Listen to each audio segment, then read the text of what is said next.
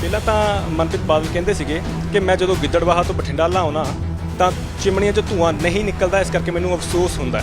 ਤੇ ਹੁਣ ਉਹੀ ਮਨਪ੍ਰੀਤ ਬਾਦਲ ਉਹਨੂੰ ਵੇਚ ਕੇ ਖੁਸ਼ ਨਜ਼ਰ ਆ ਰਿਹਾ। ਜਿਹੜਾ ਪੰਜਾਬ ਦੇ ਉੱਪਰ ਬਾਬੇ ਨਾਨਕ ਦੇ ਨਾਮ ਵਾਲਾ ਥਰਮਲ ਪਾਵਰ ਪਲਾਂਟ ਬੋਝ ਨਹੀਂ ਹੈਗਾ।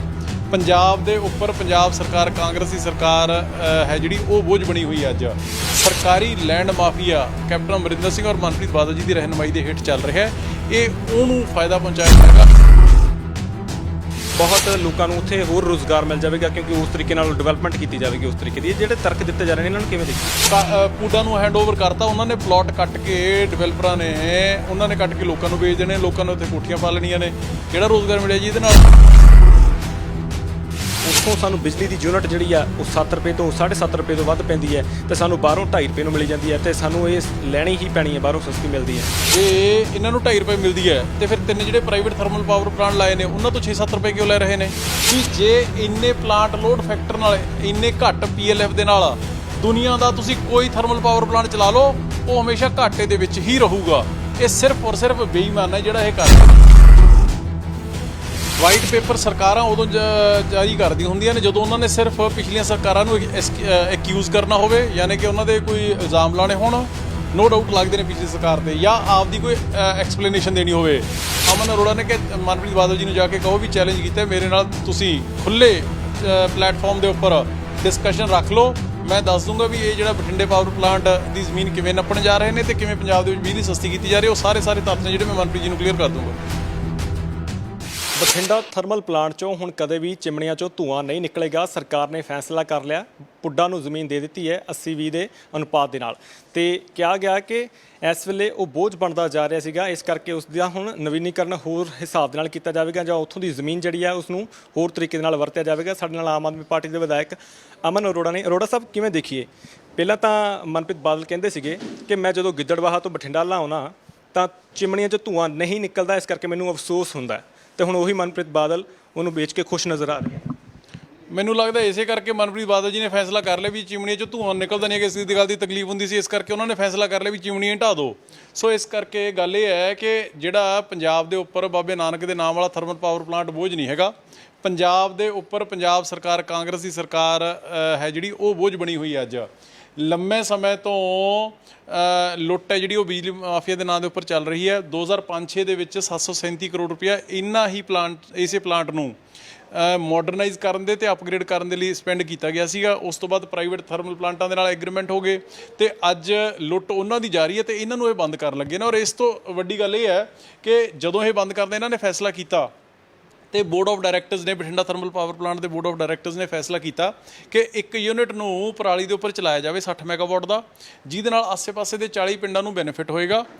ਮਹਿਜ਼ 4 ਰੁਪਏ ਪਰ ਯੂਨਿਟ ਬਿਜਲੀ ਤਿਆਰ ਹੋਏਗੀ ਔਰ ਕਿਸਾਨਾਂ ਨੂੰ 3000 ਰੁਪਏ ਦੇ ਕਰੀਬ ਪਰ ਏਕੜ ਹੈ ਜਿਹੜਾ ਉਹ ਪਰਾਲੀ ਦਾ ਉਹ ਦਿੱਤਾ ਜਾਏਗਾ। ਉਹਦੇ ਉੱਪਰ ਸਰਕਾਰ ਨੇ ਫੈਸਲਾ ਨਹੀਂ ਕੀਤਾ ਹੈਗਾ ਤੇ ਉਹਨੂੰ ਪੁੱਡਾ ਨੂੰ ਹੈਂਡਓਵਰ ਕਰਕੇ 1500 ਕਿੱਲਾ ਜਿਹੜਾ ਉਹ ਵੇਚਣ ਦੀ ਤਿਆਰੀ ਕਰ ਲਈ। ਇਹ ਸਿਰਫ ਔਰ ਸਿਰਫ ਜਿਹੜਾ ਸਰਕਾਰੀ land mafia captain Amarinder Singh ਔਰ ਮਨਪ੍ਰੀਤ ਬਾਦਲ ਜੀ ਦੀ ਰਹਿਨੁਮਾਈ ਦੇ ਹੇਠ ਚੱਲ ਰਿਹਾ ਹੈ, ਇਹ ਉਹਨੂੰ ਫਾਇਦਾ ਪਹੁੰਚਾਇਆ ਜਾਏਗਾ। ਅਲਟੀਮੇਟਲੀ 5-7 ਸਾਲਾਂ ਤੁਸੀਂ ਅੱਜ ਮੇਰੀ ਗੱਲ ਨੋਟ ਕਰਕੇ ਰੱਖ ਲਓ, ਇਹ ਜਿੰਨਾ ਹਜ਼ਾਰਾਂ ਕਰੋੜ ਇਹਨਾਂ ਨੇ ਵਟਣਾ ਹੈ, ਨਾ ਉਹ ਪੁੱਡਾ ਦੇ ਖਾਤੇ ਨਜ਼ਰ ਆਉਣਾ ਹੈ, ਨਾ ਉਹ PSPCL ਦੇ ਖਾਤੇ ਨਜ਼ਰ ਆਉਣਾ, ਐਂ ਖੁਰਦ-ਬੁਰਦ ਹੋ ਜਾਏਗਾ। ਜਿਹੜੇ ਮਸਲਾ ਇਸ ਵੇਲੇ ਅਮਨ ਜੀ ਬਣਿਆ ਹੋਇਆ, ਬੜੇ ਤਰਕ ਦਿੱਤੇ ਜਾ ਰਹੇ ਨੇ, ਬੜੇ ਤਰਕ ਇਸ ਤਰੀਕੇ ਨਾਲ ਦਿੱਤੇ ਜਾ ਰਹੇ ਕਿ ਲੋਕਾਂ ਨੂੰ ਫਾਇਦਾ ਹੋਊਗਾ। ਸਾਫ਼ ਤੌਰ 'ਤੇ ਕਹਿ ਰਹੇ ਨੇ ਕਿ ਹੁਣ ਲੋਕ ਉੱਥੋਂ ਦੇ ਚੈਨ ਦੀ ਸਾਹ ਲੈ ਸਕਣਗੇ ਕਿਉਂਕਿ ਸਵਾਦ ਦੀ ਬਰਸਾਤ ਜਿਹੜੀ ਹੁੰਦੀ ਸੀ ਉਹਨਾਂ 'ਤੇ ਉਹ ਨਹੀਂ ਹੋਇਆ ਕਰੇਗੀ। ਦੂਜੇ ਪਾਸੇ ਕਹਿੰਦੇ ਨੇ ਕਿ ਬਹੁਤ ਲੋਕਾਂ ਨੂੰ ਉੱਥੇ ਹੋਰ ਰੁਜ਼ਗਾਰ ਮਿਲ ਜਾਵੇਗਾ ਕਿਉਂਕਿ ਉਸ ਤਰੀਕੇ ਨਾਲ ਡਿਵੈਲਪਮੈਂਟ ਕੀਤੀ ਜਾਵੇਗੀ ਉਸ ਤਰੀਕੇ ਦੀ। ਜਿਹੜੇ ਤਰਕ ਦਿੱਤੇ ਜਾ ਰਹੇ ਨੇ ਇਹਨਾਂ ਨੂੰ ਕਿਵੇਂ ਦੇਖੀਏ? ਦੇਖੋ, ਇਸ ਤਰ੍ਹਾਂ ਕਿ ਜਦੋਂ ਲੋਕਾਂ ਨੂੰ ਬੇਵਕੂਫ ਬਣਾਉਣਾ ਹੁੰਦਾ, ਲੋਕਾਂ ਦੀਆਂ ਅੱਖਾਂ 'ਚ ਘੱਟਾ ਪਾਉਣਾ ਹੁੰਦਾ ਤੇ ਉਦੋਂ ਇਸ ਤਰ੍ਹਾਂ ਦੇ ਤਰਕ ਹੀ ਆਉਂਦੇ ਨੇ। ਜਾਂ ਤਾਂ ਉਹ ਰੋਡ ਮੈਪ ਆਪਦਾ ਕਲੀਅਰ ਕਰਨ ਵੀ ਕਿਸ ਤਰੀਕੇ ਦਾ ਕੋਈ ਹੋਰ ਇੰਡਸਟਰੀ ਲੈ ਕੇ ਆ ਰਹੇ ਨੇ, ਕੋਈ ਮੈਨ ਪਾਵਰ ਇੰਟੈਂਸਿਵ ਇੰਡਸਟਰੀ ਲੈ ਕੇ ਆ ਰਹੇ ਨੇ ਜਿਹਦੇ ਵਿੱਚ ਕੋਈ 10-20 ਹਜ਼ਾਰ ਬੰਦਾ ਬਠਿੰਡੇ ਦਾ ਕੰਮ ਕਰਦੇ ਨੌਜਵਾਨ ਰੋਜ਼ਗਾਰ, ਮੁੰਡੇ ਕੁੜੀਆਂ ਨੂੰ ਰੋਜ਼ਗਾਰ ਮਿਲ ਜਾਏਗਾ। ਉਹ ਜਿਹਾ ਤਾਂ ਕੁਛ ਹੈ ਨਹੀਂਗਾ। ਪੁੱਡਾ ਨੂੰ ਹੈਂਡਓਵਰ ਕਰਤਾ ਉਹਨਾਂ ਨੇ, ਪਲਾਟ ਕੱਟ ਕੇ ਡਿਵੈਲਪਰਾਂ ਨੇ ਉਹਨਾਂ ਨੇ ਕੱਟ ਕੇ ਲੋਕਾਂ ਨੂੰ ਵੇਚ ਦੇਣੇ, ਲੋਕਾਂ ਨੂੰ ਉੱਥੇ ਕੋਠੀਆਂ ਪਾ ਲੈਣੀਆਂ ਨੇ। ਕਿਹੜਾ ਰੋਜ਼ਗਾਰ ਮਿਲਿਆ ਜੀ ਇਹਦੇ ਨਾਲ? ਸੋ ਇਸ ਕਰਕੇ ਇਹ ਸਿਰਫ ਔਰ ਸਿਰਫ ਲੋਕਾਂ ਨੂੰ ਬੇਵਕੂਫ ਬਣਾਉਣ ਵਾਲੀਆਂ ਗੱਲਾਂ ਨੇ। ਜੇ ਗੱਲ ਉਹ ਕਰਦੇ ਨੇ ਸਵਾਹ ਦੀ, ਤੇ ਕੈਪਟਨ ਮਨਪ੍ਰੀਤ ਬਾਦਲ ਜੀ ਨੇ 2017 ਤੋਂ ਪਹਿਲਾਂ ਇਹੀ ਕਹਿ ਕੇ ਕਿ ਤੁਹਾਡੇ ਸਿਰ ਦੇ ਵਿੱਚ ਇਹ ਸਵਾਹ ਪੈਂਦੀ ਰਹੂਗੀ, ਤਾਂ ਹੀ ਤਾਂ ਵੋਟਾਂ ਲਈਆਂ ਸੀਗੀਆਂ, ਇਸੇ ਗੱਲ 'ਤੇ ਜਿੱਤ ਕੇ ਆਏ ਸੀਗੇ ਤੇ ਅੱਜ ਉਹ ਸਵਾਹ ਬੁਰੀ ਲੱਗਣ ਲੱਗ ਗਈ। ਸੋ ਇਸ ਕਰਕੇ ਇਹ ਸਿਰਫ ਔਰ ਸਿਰਫ ਲੋਕਾਂ ਨੂੰ ਬੇਵਕੂਫ ਬਣਾਇਆ ਜਾ ਰਿਹਾ। ਬਠਿੰਡਾ ਦੀ ਧਰਤੀ ਤੇ ਜਦੋਂ ਇਹ ਪਲਾਂਟ ਲਗਾਇਆ ਗਿਆ ਸੀਗਾ ਉਸ ਹਿਸਾਬ ਦੇ ਨਾਲ ਮੰਨਿਆ ਜਾਂਦਾ ਸੀਗਾ ਕਿ ਇਸ ਨੇ ਬਹੁਤ ਵਿਕਾਸ ਕਰਨਾ ਉਸ ਇਲਾਕੇ ਦਾ, ਕਿਉਂਕਿ ਅਰਧ ਰੇਗਿਸਤਾਨੀ ਜ਼ਮੀਨ ਹੁੰਦੀ ਸੀ ਉਹ, ਤੇ ਉਹਦੇ ਵਿੱਚ ਇੱਕ ਰੌਸ਼ਨੀ ਦੇ ਵਾਂਗੂ ਇਸ ਪਲਾਂਟ ਨੂੰ ਸਮਝਿਆ ਜਾਂਦਾ ਸੀਗਾ ਪਲਾਂਟ ਜਦੋਂ ਲਗਾਇਆ ਗਿਆ। ਤੁਸੀਂ ਕਿਵੇਂ ਦੇਖਦੇ ਹੋ? ਹੁਣ ਇਹ ਵੀ ਕਿਹਾ ਜਾ ਰਿਹਾ ਕਿ ਉੱਥੋਂ ਸਾਨੂੰ ਬਿਜਲੀ ਦੀ ਯੂਨਿਟ ਜਿਹੜੀ ਆ ਉਹ 7 ਰੁਪਏ ਤੋਂ 7.5 ਰੁਪਏ ਤੋਂ ਵੱਧ ਪੈਂਦੀ ਹੈ ਤੇ ਸਾਨੂੰ ਬਾਹਰੋਂ 2.5 ਰੁਪਏ ਨੂੰ ਮਿਲੀ ਜਾਂਦੀ ਹੈ, ਤੇ ਸਾਨੂੰ ਇਹ ਲੈਣੀ ਹੀ ਪੈਣੀ ਹੈ, ਬਾਹਰੋਂ ਸਸਤੀ ਮਿਲਦੀ ਹੈ। ਨੰਬਰ 1 ਤਾਂ ਇਹ ਸਰਾਸਰ ਗਲਤ ਹੈ। ਉਹ ਇਸ ਕਰਕੇ ਗਲਤ ਹੈ ਕਿ ਜੇ ਇਹਨਾਂ ਨੂੰ 2.5 ਰੁਪਏ ਮਿਲਦੀ ਹੈ ਤੇ ਫਿਰ ਤਿੰਨ ਜਿਹੜੇ ਪ੍ਰਾਈਵੇਟ ਥਰਮਲ ਪਾਵਰ ਪਲਾਂਟ ਲਾਏ ਨੇ ਉਹਨਾਂ ਤੋਂ 6-7 ਰੁਪਏ ਕਿਉਂ ਲੈ ਰਹੇ ਨੇ? ਨੰਬਰ 1। ਨੰਬਰ 2, ਇਹ ਬੇਸਿਕਲੀ ਕੀਤਾ ਕੀ ਹੈ, ਇਹਨੂੰ ਬੰਦ ਕਰਨ ਦਾ ਇੱਕ ਜ਼ਰੀਆ ਬਣਾਉਣਾ ਸੀਗਾ, ਉਹਦਾ ਬੇਸਿਸ ਬਣਾਉਣਾ ਸੀਗਾ, ਤੇ ਬੇਸਿਸ ਇਸ ਤਰੀਕੇ ਨਾਲ ਬਣਾਇਆ ਕਿ ਇਹ ਬਠਿੰਡੇ ਵਾਲਾ ਥਰਮਲ ਪਾਵਰ ਪਲਾਂਟ ਹੈ ਇਹਨੂੰ 12-15 PLF means plant load factor ਦੇ ਉੱਪਰ ਚਲਾਇਆ ਗਿਆ, ਜਦ ਕਿ ਦੂਜੇ ਨੇ ਜਿਹੜੇ ਉਹਨਾਂ ਦੀ ਕਾਊਂਟਿੰਗ ਹੈ ਜਿਹੜੀ 80-85% PLF ਦੇ ਉੱਪਰ ਕੀਤੀ ਗਈ। ਮੋਟੀ ਜੀ PLF means plant load factor ਦਾ ਮਤਲਬ ਇਹ ਹੋਇਆ ਵੀ ਤੁਹਾਡੇ ਕੋਲ ਇੱਕ ਗੱਡੀ ਹੈਗੀ, ਤੁਸੀਂ ਟੈਕਸੀ ਪਾਈ ਹੋਈ ਹੈ, ਇੱਕ ਮੈਂ ਪਾਈ ਹੋਈ ਹੈ, ਤੁਸੀਂ ਮਹੀਨੇ 'ਚ ਚਲਾਓ ਉਹਨੂੰ 200 ਕਿਲੋਮੀਟਰ ਤੇ ਮੈਂ ਆਪਦੀ ਵਾਲੀ ਗੱਡੀ ਨੂੰ ਚਲਾਵਾਂ 6000 ਕਿਲੋਮੀਟਰ, ਤੇ ਕਿਹਦੀ ਕਾਸਟ ਇਫੈਕਟਿਵ ਗੱਡੀ ਕਿਹਦੀ ਹੋਊਗੀ? ਮੇਰੀ ਹੋਊਗੀ। ਮਹਿੰਗੀ ਕਿਹਨੂੰ ਘਰੇ ਪੈਂਦੀ ਹੋਊਗੀ? ਉਹ ਤੁਹਾਡੇ ਵਾਲੀ ਹੋਊਗੀ, ਕਿਉਂਕਿ ਤੁਸੀਂ ਘੱਟ ਚਲਾ ਰਹੇ ਹੋ। ਹੁਣ ਜਦੋਂ ਇਸ ਪਲਾਂਟ ਨੂੰ ਸਰਕਾਰ ਨੇ ਮਹਿਜ਼ 15% ਦੇ ਉੱਪਰ ਚਲਾ ਕੇ ਉਹਦਾ PLF ਕਾਊਂਟ ਕਰ ਲਿਆ, ਉਹਦੀ ਕਾਸਟ ਕਾਊਂਟ ਕਰ ਲਈ, ਤੇ ਉਹ ਤਾਂ ਵੱਧ ਆਉਣੀ ਸੀਗੀ। ਇਹਨਾਂ ਦੀ ਆਪਦੀ ਇੰਟਰਨਲ ਰਿਪੋਰਟ ਦੇ ਵਿੱਚ MIR ਦੇ ਵਿੱਚ ਲਿਖਿਆ ਹੋਇਆ PSPCL ਦੇ ਔਰ PSCRC ਦੇ ਵਿੱਚ ਵੀ ਜੇ ਇੰਨੇ ਪਲਾਂਟ ਲੋਡ ਫੈਕਟਰ ਨਾਲ ਇੰਨੇ ਘੱਟ PLF ਦੇ ਨਾਲ ਦੁਨੀਆ ਦਾ ਤੁਸੀਂ ਕੋਈ ਥਰਮਲ ਪਾਵਰ ਪਲਾਂਟ ਚਲਾ ਲਓ, ਉਹ ਹਮੇਸ਼ਾ ਘਾਟੇ ਦੇ ਵਿੱਚ ਹੀ ਰਹੂਗਾ। ਇਹ ਸਿਰਫ ਔਰ ਸਿਰਫ ਬੇਈਮਾਨ ਹੈ ਜਿਹੜਾ ਇਹ ਕਰ ਰਹੇ ਨੇ। ਸਵਾਲ ਕਿ ਬਿਜਲੀ ਨੂੰ ਲੈ ਕੇ ਆਮ ਆਦਮੀ ਪਾਰਟੀ ਨੇ ਇੱਕ ਅੰਦੋਲਨ ਛੇੜਿਆ ਹੋਇਆ ਸੀਗਾ, ਪਿਛਲੇ ਦਿਨ ਵੱਡੇ ਪੱਧਰ ਤੇ ਘਿਰਾਓ ਕਰਨ ਦੀਆਂ ਕੋਸ਼ਿਸ਼ਾਂ ਹੋਈਆਂ, ਤੇ ਜਦੋਂ ਬੀਤੇ ਦਿਨ ਦੀ ਅਸੀਂ ਗੱਲ ਕਰ ਲਈ, ਮਨਪ੍ਰੀਤ ਬਾਦਲ ਨੂੰ ਪਹਿਲਾਂ ਕਹਿਣਗੇ ਕਿ ਪਲਾਂਟ ਨਾ ਵੇਚਿਆ ਜਾਵੇ ਤਾਂ ਉਹਨਾਂ ਨੂੰ ਵੀ ਤੁਹਾਡੇ ਵਿਧਾਇਕਾਂ ਨੂੰ ਚੁੱਕ ਲਿਆ ਗਿਆ, ਥਾਣੇ ਰੱਖਿਆ ਗਿਆ। ਕਿਵੇਂ ਦੇਖਦੇ ਹੋ ਕਿ ਹੁਣ ਇਹ ਆਉਣ ਵਾਲੇ ਦਿਨਾਂ 'ਚ ਸੰਘਰਸ਼ ਕਿਹੋ ਜਿਹਾ ਰੂਪ ਧਾਰੇਗਾ ਤਾਂ ਜੋ ਸਰਕਾਰ ਨੂੰ ਮਜਬੂਰਨ ਬਿਜਲੀ ਜਿਹੜੀ ਆ ਉਹ ਸਸਤੀ ਕਰਨੀ ਪਵੇ? ਕਿਉਂਕਿ ਅੱਜ ਵੀ ਅਸੀਂ ਸਵਾਲ ਮਨਪ੍ਰੀਤ ਬਾਦਲ ਨੂੰ ਕੀਤਾ ਕਿ ਬਿਜਲੀ ਸਸਤੀ ਹੋਵੇਗੀ ਤਾਂ ਗੋਲਮੋਲ ਜਵਾਬ ਦਿੱਤਾ। ਦੇਖੋ, ਗੱਲਾਂ ਹੀ ਉਹਨਾਂ ਕੋਲ ਗੋਲਮੋਲ ਨਹੀਂ, ਜਵਾਬ ਉਹਨਾਂ ਕੋਲ ਕਿਸੇ ਗੱਲ ਦਾ ਹੈ ਹੀ ਨਹੀਂਗਾ।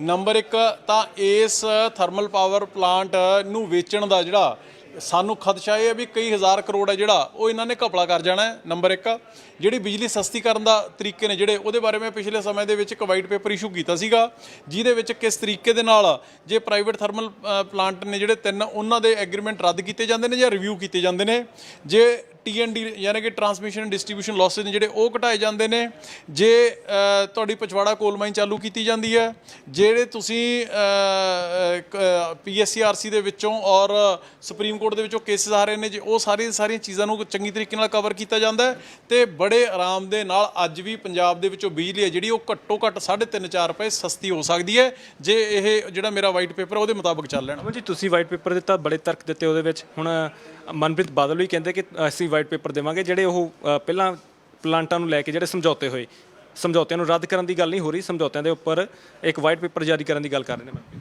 ਵਾਈਟ ਪੇਪਰ ਸਰਕਾਰਾਂ ਉਦੋਂ ਜਾਰੀ ਕਰਦੀਆਂ ਹੁੰਦੀਆਂ ਨੇ ਜਦੋਂ ਉਹਨਾਂ ਨੇ ਸਿਰਫ ਪਿਛਲੀਆਂ ਸਰਕਾਰਾਂ ਨੂੰ ਐਕਿਊਜ਼ ਕਰਨਾ ਹੋਵੇ, ਯਾਨੀ ਕਿ ਉਹਨਾਂ ਦੇ ਕੋਈ ਇਲਜ਼ਾਮ ਲਾਣੇ ਹੋਣ। ਨੋ ਡਾਊਟ ਲੱਗਦੇ ਨੇ ਪਿਛਲੀ ਸਰਕਾਰ ਤੇ, ਜਾਂ ਆਪਦੀ ਕੋਈ ਐਕਸਪਲੇਨੇਸ਼ਨ ਦੇਣੀ ਹੋਵੇ।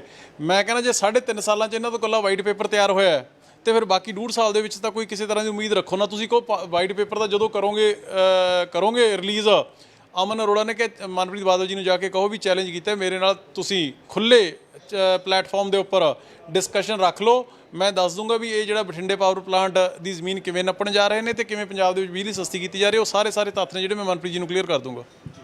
ਸੋ ਇਹ ਸਨ ਅਮਨ ਅਰੋੜਾ, ਸਾਫ਼ ਤੌਰ ਤੇ ਕਹਿ ਰਹੇ ਨੇ ਕਿ ਬਠਿੰਡੇ ਦੀ ਜ਼ਮੀਨ ਜਿਹੜੀ ਉਸ ਪਲਾਂਟ ਨੂੰ ਮਿਲੀ ਹੋਈ ਸੀ ਉਸ ਤੇ ਕਿਸੇ ਨਾ ਕਿਸੇ ਤਰੀਕੇ ਕਬਜ਼ਾ ਹੁਣ ਕੀਤਾ ਜਾਊਗਾ, ਉਸ ਨੂੰ ਵੇਚਿਆ ਜਾਊਗਾ, ਜਿਸ ਦਾ ਲੋਕਾਂ ਨੂੰ ਕੋਈ ਮੁਨਾਫਾ ਨਹੀਂ ਹੋਣਾ। ਸਾਫ਼ ਤੌਰ ਤੇ ਕਹਿ ਰਹੇ ਨੇ ਕਿ ਲੋਕਾਂ ਨੂੰ ਉਹਨਾਂ ਦੀਆਂ ਅੱਖਾਂ ਦੇ ਵਿੱਚ ਘੱਟਾ ਪਾ ਕੇ ਇਸ ਪਲਾਂਟ ਨੂੰ ਵੇਚ ਦਿੱਤਾ ਗਿਆ, ਜਿਸ ਦਾ ਨੁਕਸਾਨ ਲੋਕਾਂ ਨੂੰ ਹੀ ਹੋਊਗਾ, ਵਿਕਾਸ ਕਿਸੇ ਪਾਸੇ ਨਜ਼ਰ ਨਹੀਂ ਆ ਰਿਹਾ। ਤੇ ਨਾਲ ਹੀ ਉਹ ਕਹਿ ਰਹੇ ਨੇ ਕਿ ਇਸ ਮੁੱਦੇ ਤੇ ਪੰਜਾਬ ਦੀ ਬਿਜਲੀ ਜਿਹੜੀ ਆ ਉਹ ਸਸਤੀ ਹੋਣ ਵਾਲੀ ਹੈ। ਫਿਲਹਾਲ ਦੇਖਣਾ ਹੋਵੇਗਾ ਕਿ ਬਠਿੰਡੇ ਦਾ ਪਲਾਂਟ ਵੇਚ ਕੇ ਸਰਕਾਰ ਆਉਣ ਵਾਲੇ ਦਿਨਾਂ ਦੇ ਵਿੱਚ ਕਿਹੋ ਜਿਹੀ ਰਣਨੀਤੀ ਘੜਦੀ ਹੈ, ਜਿਸ ਨਾਲ ਲੋਕਾਂ ਨੂੰ ਫਾਇਦਾ ਹੁੰਦਾ ਜਾਂ ਨਹੀਂ ਹੁੰਦਾ, ਇਹ ਆਉਣ ਵਾਲੇ ਸਮੇਂ ਦੇ ਵਿੱਚ ਪਤਾ ਲੱਗੇਗਾ।